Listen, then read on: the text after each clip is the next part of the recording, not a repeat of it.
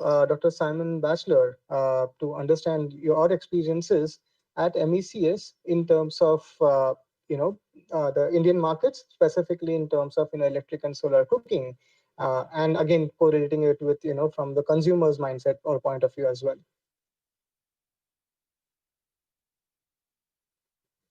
Simon, I think you're on mute. Can you hear me now? Yes, perfectly. Okay. Yes, Simon. Sorry. So I love being on a panel when you can build on what the previous speakers have said. So I'm going to start with systems view because the whole Modern Energy Cooking Services program was predicated on the idea that we have a discussion about clean cooking over here in this room, and we have a discussion about electricity in this room. And over the last 30 years, barely have those conversations happened in the same place. And yet, when you're a consumer in the rural area, we know that India has made tremendous gains in rolling out grid electrification. I should just say that we are focused very much on Africa and the poorer parts of Asia. But nevertheless, we're very excited to join with Birak in this call because we think that there are solutions that will come up through entrepreneurs here that can really be exported to other locations. And so there are other markets. Excuse me. It's always the case when you're then asked to talk that's the moment you get a frog in your throat. Our program is very much, there has been a lot of work in improved cook stoves.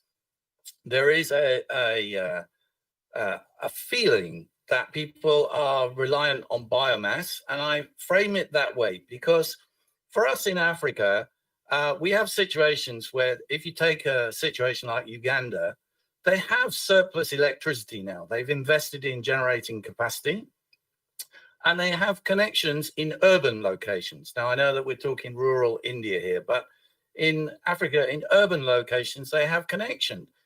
And so you have the crazy situation that in Kampala, you have 95% of households connected, and yet you have 70% still cooking on charcoal.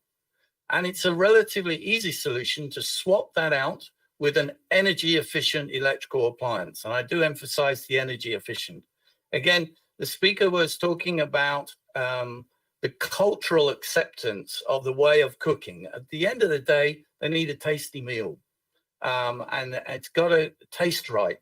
And so what we have done is we've done trials with various electrical appliances in our various countries of interest and shown that actually you can cook a tasty meal with about 1/5 of the cost of charcoal, LPG, kerosene, or even electrical cooking on a hot plate. So we've really latched onto these things called electric pressure cookers. The reason being because those engineers amongst our audience will know that all other fuels require airflow. And in that airflow, you are constrained to have losses. You must have losses. But the great and unique thing about electrical cooking is there is the potential to have no airflow, which means you can actually cook in an insulated environment, and it is temperature that cooks food, not energy. So an electric pressure cooker comes up to pressure, then switches itself off, and then sits there at temperature, carrying on cooking the food.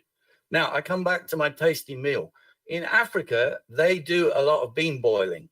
They do a lot of staples, and like in Uganda, matoke is cooked for 4 hours. So with an electric pressure cooker, you bring that cooking time down to less than an hour for the same taste. So there are opportunities there, and that's what we're interested in, Birak. You have a wide range of cooking styles within your country. And so are there innovations that can really tackle those different cooking styles and yet build on the world's investment in electricity? Now, we were talking about you can't predict the future and policy. Well, I'm going to take a stab at it. Electricity will be with us for the next 10 years and will grow because most countries are building their policies of electrification, and renewable energy is becoming cheaper and cheaper. So I was introduced as the Modern Energy Cooking Services Program, being interested in electricity and solar. Actually, we're thinking solar PV, charging a battery, cooking. And that has become cost effective in some markets, in some locations. Again, I acknowledge the complexity of the challenge, and we're not saying there's a one stop for all in one solution. It's about a system view that looks across things.